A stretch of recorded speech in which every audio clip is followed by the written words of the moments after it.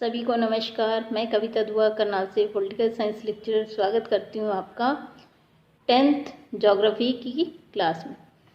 जैसा कि आप जानते हैं, हम एनसीईआरटी की बुक से page bye page important MCQ और वेरी शॉर्ट बना रहे हैं।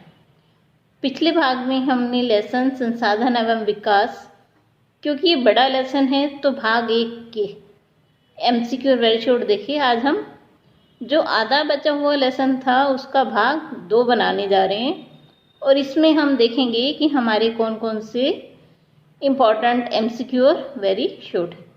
तो आइए शुरू करते हैं हम अपना टॉपिक लेसन संसाधन विकास भाग 2। लेसन संसाधन और विकास भाग 2। देखिए, अब हम सबसे पहले जानेंगे कि मिट्टी किस प्रकार का संसाधन है। तो आपका आंसर है नवीकरणीय योग्य संसाधन और प्राकृतिक संसाधन है। तो ये कैसा तंत्र है? जीवंत तंत्र है, मतलब जो अपने आप बनती रहती है। कुछ सेंटीमीटर मृदा बनने में कितना समय लग जाता है? तो आपका आंसर है लाखों वर्ष लग जाते हैं। मृदा का निर्माण कैसे होता है? देखिए, ये आपका वेरी शॉर्ट है। उच्चावच जनक शैल अथवा संस्तर शैल जलवायु, वनस्पति तथा अन्य जैव पदार्थ और समय मुख्य कारक हैं मिट्टी के बनने में।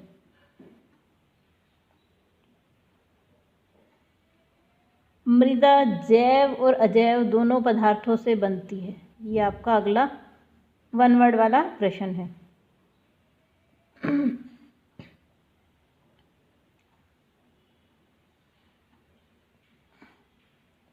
देखिए, जो उत्तरी मैदान है वो किस मृदा से बना है? तो आपका आंसर है जलोढ़ मृदा से। और ये किन नदियों द्वारा लाई गई मिट्टी से बनता है? सिंधु, गंगा, ब्रह्मपुत्र नदियों द्वारा लाए गए निक्षेपों से बना हुआ है।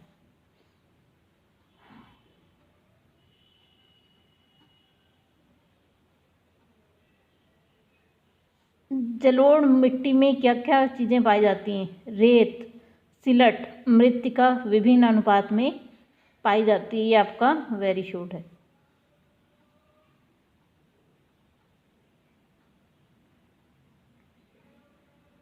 अगला आपका जो एमसीक्यू भी है वेरी शॉर्ट भी है। जलोढ़ मिट्टी कितनी प्रकार की होती है? 2। कौन कौन सी? पुराना जलोढ़ और नया जलोढ़, जिसे हम बांगर और खादर भी कहते हैं। तो सबसे पहला तो ये हो गया, जलोढ़ मिट्टी कितनी प्रकार की होती है? 2, पुराना जलोढ़ और नया जलोढ़। अब आपका जो प्रश्न है वेरी शॉर्ट कि बांगर किसे कहते हैं? तो जो बांगर है, बांगर मृदा में कंकड़ ग्रंथियों की मात्रा ज़्यादा होती है। और खादर में क्या होती है कि इनमें महीन कण पाए जाते हैं। देखिए, बांगर में मोटे वाली कंकड़ वंकड़ ज़्यादा होते हैं और इसमें बारीक कण पाए जाते हैं। जलोढ़ मिट्टी किस तरह की मिट्टी है? उपजाऊ। इसमें क्या क्या होता है? पोटाश, फास्फोरस, चूना। और किसके लिए उपयुक्त है? गेहूँ, चावल और दलहन फसलों के लिए। देखिए, इतने से में आपके 10 एमसीक्यू बन गए। सबसे पहली जलोढ़ मिट्टियाँ 2 तरह की, पुराना जलोढ़ और नया जलोढ़, जिसे हम बांगर और खादर भी कहते हैं। फिर उसके बाद बांगर में क्या होता है? मोटे कण ज़्यादा होते हैं और खादर में बारीक कण। कैसी मिट्टी है? उपजाऊ। क्या क्या होता है इसमें?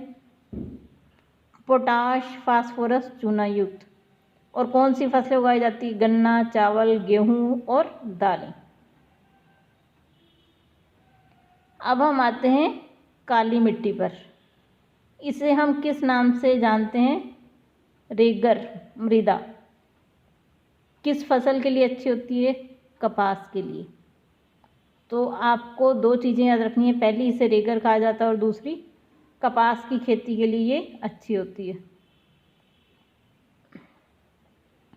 कहाँ पर पाई जाती है काली मिट्टी? ये आपका तीसरा प्रश्न है। महाराष्ट्र, सौराष्ट्र, मालवा, मध्य प्रदेश और छत्तीसगढ़ में। क्या क्या इसके अंदर होता है? कैल्शियम कार्बोनेट, मैग्नीशियम, पोटाश और चूना। और किस फसल के लिए होती है? कपास के लिए अच्छी है ये मिट्टी। ठीक है जी। अब हम चल रहे हैं लाल और पीली मिट्टियों पर। देखिए जो लाल मिट्टी है वो दक्कन पठार के पूर्वी और दक्षिणी हिस्से में आग्नेय चट्टानों के कम वर्षा वाले भागों में विकसित हुई है। कहाँ पाई जाती है मिट्टी? उड़ीसा, छत्तीसगढ़, मध्य गंगा मैदान में।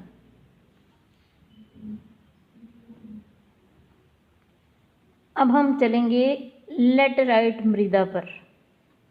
लेटराइट देखिए किस भाषा का शब्द है? ग्रीक।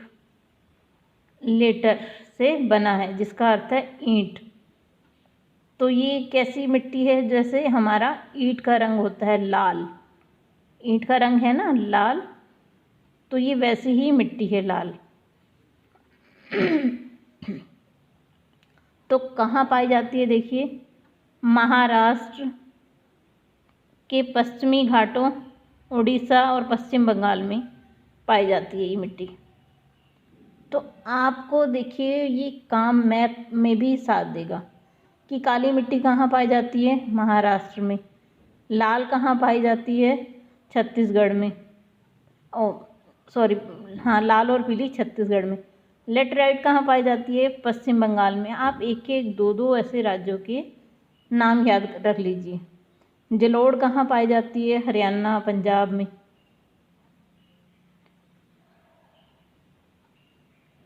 चलिए आगे चलते हैं हम। जो लेटराइट मिट्टी है वो किस फसल उगाई जाती है उसमें? चाय और कॉफ़ी। उसके अलावा तमिलनाडु और आंध्र प्रदेश में इसमें काजू भी उगाए जा रहे हैं। तो देखिए जो लेटराइट मिट्टी है वो चाय, कॉफ़ी और काजू के लिए। चलिए अब हम अगली पे चलते हैं। मरुस्थली मिट्टी। नाम से अंडरस्टूड है कि कहाँ पे होगी? मरुस्थल में। मरुस्थलीय मृदा का रंग क्या था? लाल और भूरा। कैसी होती हैं? रेतीली और लवणीय, मतलब इसमें नमक होता है मिट्टी में। आगे है वन मृदा। नाम से अंडरस्टूड है ऐसी जगह पे पाई जाएगी जहाँ पहाड़ी या पर्वत हों।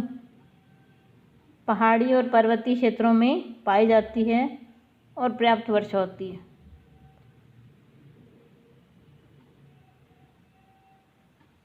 अब देखिए ये आपका MCQ, वेरी शॉर्ट, शॉर्ट और लॉन्ग तीनों ही प्रश्न बनते हैं और वो भी इम्पोर्टेंट। ठीक है जी, ये इम्पोर्टेंट है कि मृदा का अपरदन कैसे होता है, मतलब जो मिट्टी है उसका कटाव कैसे होता है। देखिए बहुत ज़्यादा पानी अगर बह रहा है तो उसके साथ मिट्टी, बाढ़ में मिट्टी बह जाएगी। हवा चल रही है तेज़ तो भी उसके साथ मिट्टी, जो उपजाऊ मिट्टी है वो उड़कर चली जाती है। या इसके और भी कारण है। देखिए मृदा के कटाव और उसके बहाव की प्रक्रिया को हम क्या कहते हैं? मृदा अपरदन। ये आपका पहला वेरी शॉर्ट हो गया। अब देखिए कि मानवीय क्रियाएं कौन सी हैं जिसके कारण मृदा अपरदन होती है? वनोन्मूलन, मतलब हम वनों को काट रहे हैं। पशुचरण, निर्माण, खनन आदि क्रियाएं। अगर हम जंगल काट काट के पेड़ उगा रहे हैं तो उन सब से भी मिट्टी का कटाव हो रहा है। चलिए आगे देखते हैं। तो ऐसी भूमि जो है फसल उगाने के लायक नहीं रहती।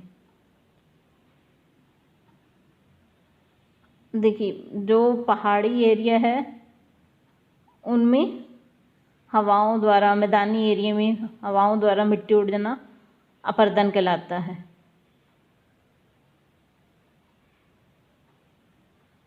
कैसे बचाया जा सकता है इसे? देखिए फसलों के बीच में घास की पट्टियाँ उगाई जाती हैं जो हवाओं के जोर को कम कर देती हैं। तो इसे हम रक्षक मेखला भी कहते हैं। ये आपका एक इम्पॉर्टेंट प्रश्न है कि रक्षक मेखला किसे कहते हैं। एक पट्टी में जब पूरे पेड़ लगा दिए जाते हैं तो इसे हम क्या कहते हैं? रक्षक मेखला। चलिए इसी के साथ आपका लेसन ख़त्म हुआ। आप सभी के साथ जुड़ने के लिए बहुत बहुत धन्यवाद। अगर आपको वीडियो पसंद आए तो लाइक ज़रूर कीजिए और चैनल को सब्सक्राइब ज़रूर कीजिए। आप सभी का बहुत बहुत धन्यवाद।